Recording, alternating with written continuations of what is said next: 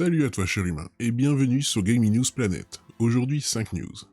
Gran Turismo 7, Polyphony Digital signe son grand retour sur PS5, une date de sortie dévoilée. Insomniac Games annonce Marvel Wolverine sur PS5. Marvel Spider-Man 2, premier trailer pour l'exclu PS5 avec Venom.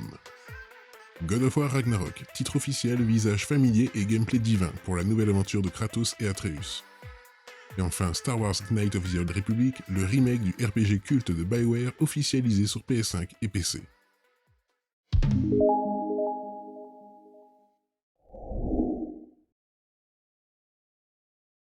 On se retrouve sur jeuxvideo.com. Tandis que les joueurs Xbox se réjouissent de mettre très bientôt les mains sur Forza Horizon 5 dans 2 mois, jour pour jour, les joueurs PlayStation attendaient avec impatience le retour de Polyphony Digital et de la licence Gran Turismo, après un volet sport qui n'avait pas totalement convaincu, pour ne pas dire déçu, les amateurs de simulation automobile. Après un showcase PlayStation rythmé en annonces, Sony a décidé de consacrer la dernière partie de sa présentation aux jeux PlayStation Studios et le très attendu Gran Turismo 7 en fait partie. Lancé à l'aide d'une bande-annonce tout en sobriété visuelle et musicale, le nouvel opus de Gran Turismo a fait la part belle au bolide qui affiche une plastique sublime. On y aperçoit de nombreux modèles qui évoluent dans des décors variés aux conditions météorologiques parfois extrêmes, la neige et le désert entre autres, voire dans des lieux plus citadins propices à des jeux de lumière sublimes lors des virées nocturnes.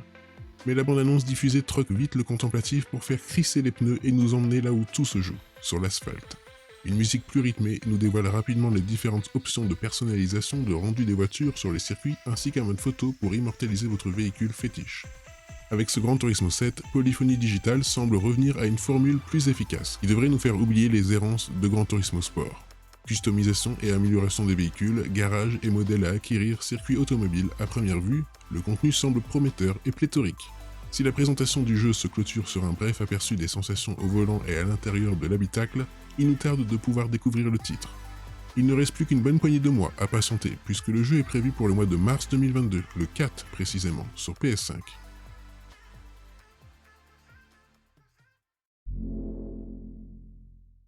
On se retrouve sur Jeux Vidéo Live. Les développeurs de Spider-Man et de Ratchet & Clank avaient eu plein accès au catalogue Marvel. Ils s'attaquent aujourd'hui à une autre icône, Logan, alias Wolverine. Sony avisait juste avec le rachat d'Insomniac Games, qui continue d'être extrêmement prolifique avec en une seule soirée l'annonce de Spider-Man 2 pour 2023 et désormais un titre Marvel Wolverine sur PS5. Malheureusement pas de gameplay encore, car le développement en est à ses débuts. La vidéo reveal a teasé discrètement ou pas un homme aux mains amochées. Il finit par sortir ses griffes pour se friter avec un gaillard qui ne sait pas ce qu'il attend visiblement.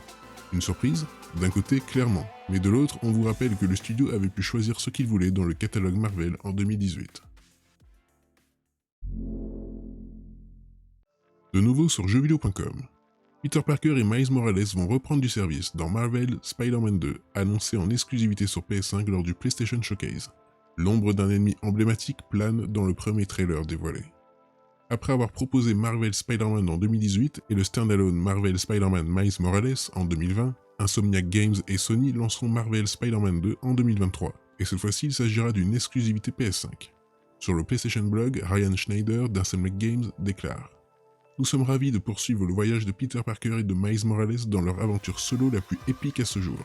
S'il est vrai que nous avons hâte d'exploiter tout le potentiel de la console, nous sommes tout aussi impatients de créer des histoires inédites pour Peter et Miles dans cette suite. Tout comme dans les précédents opus Spider-Man, nous ne voulons pas juste raconter une belle histoire de super-héros. Nous souhaitons également proposer une histoire humaine, fascinante, pleine de tendresse et d'humour qui permet de découvrir ce qui se cache vraiment derrière le masque des gens. » La bande-annonce dévoilée donne un premier aperçu des nouveaux pouvoirs de nos héros, de leur tenue et des super-vilains qu'ils devront affronter dans ce jeu d'action-aventure en monde ouvert. Venom sera donc de la partie, et il sera joué par Tony Todd, célèbre pour son rôle dans la série de films Candyman. Yuri Lowenthal et Nadji Jeter reprendront leurs rôles respectifs de Peter et Miles. Marvel Spider-Man sortira en 2023, en exclusivité sur PS5.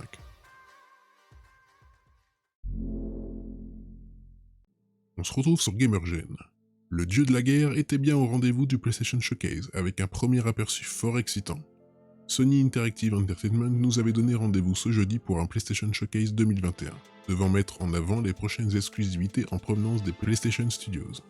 Forcément, les joueurs espéraient enfin y voir le prochain épisode de God of War, dévoilé l'an dernier dans les mêmes circonstances, ainsi que découvrir son intitulé exact par la même occasion.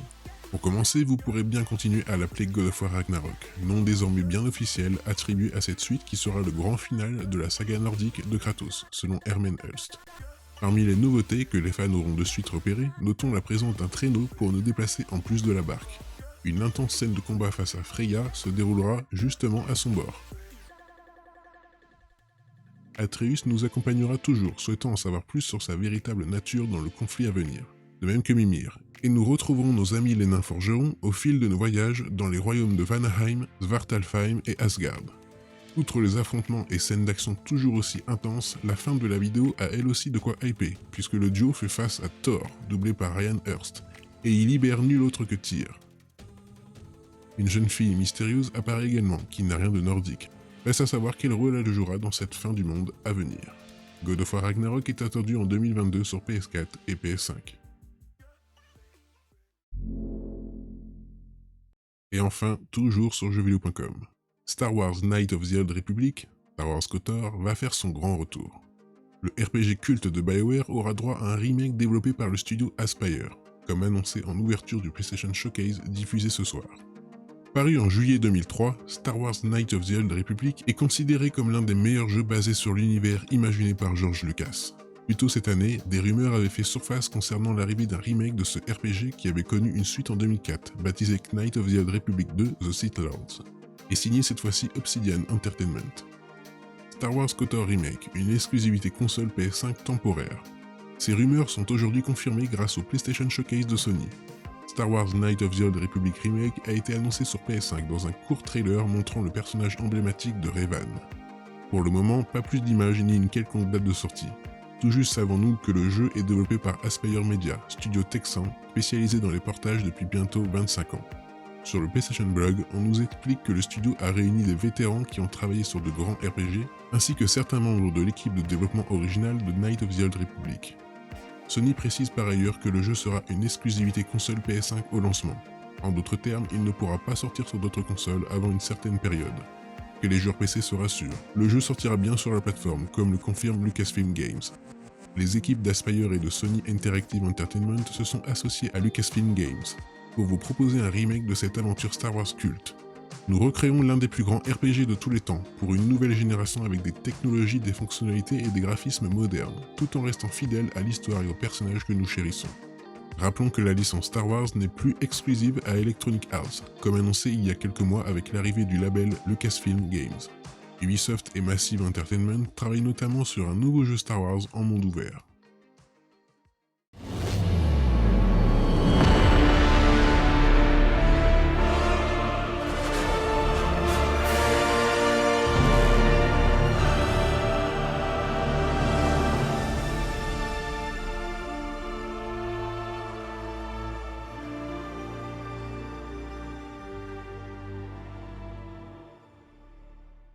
Et voilà, c'est la fin de cette vidéo, j'espère qu'elle vous aura plu.